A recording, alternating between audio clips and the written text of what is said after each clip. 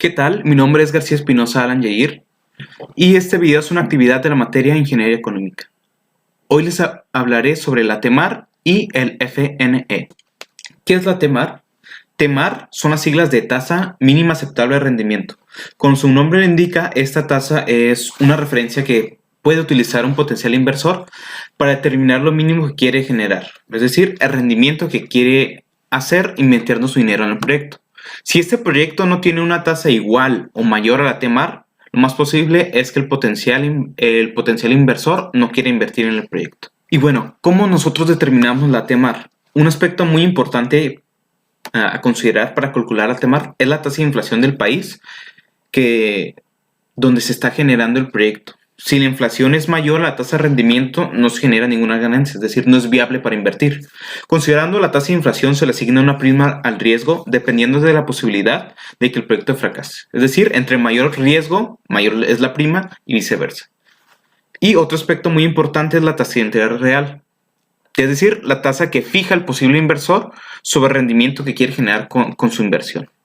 La fórmula para calcularla cambia dependiendo del autor, pero las que creo que son más viables de utilizar son las que están mostradas en pantalla. La diferencia de una con la otra es que en la primera, el premio riesgo, podría decirse que considera la tasa de interés real más la prima al riesgo.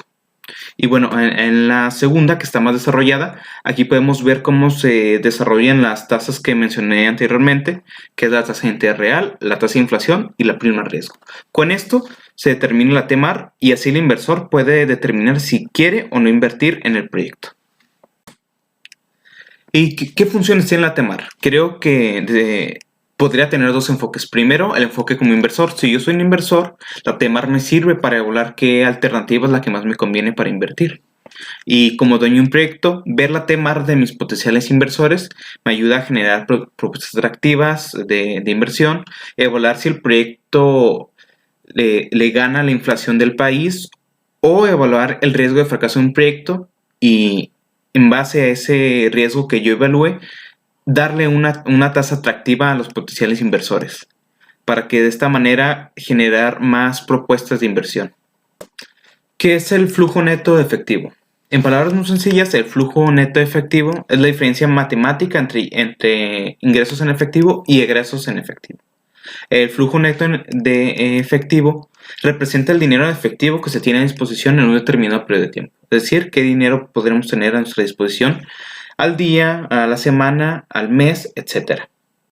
¿Cómo determinamos el flujo neto de efectivo? Hay dos formas. Primero, el método directo. En el método directo podría decirse que se rehace el estado de resultados para determinar el flujo de efectivo de las actividades en operación. Y bueno, aquí podemos ver la fórmula que se utiliza en el método directo.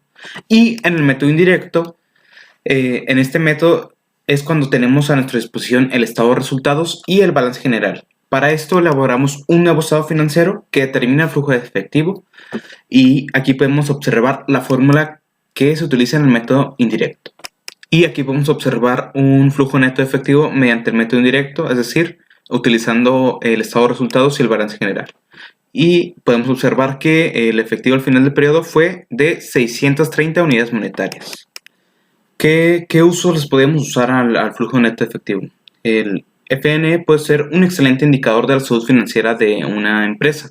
Nos permite, por ejemplo, evaluar la cantidad de efectivo que estará disponible en un periodo de tiempo, la capacidad de pago ante futuras deudas, evaluar cómo ha sido el crecimiento de la empresa mediante los ingresos de efectivo y también podríamos evaluar qué cantidad de dinero se podría destinar a inversiones.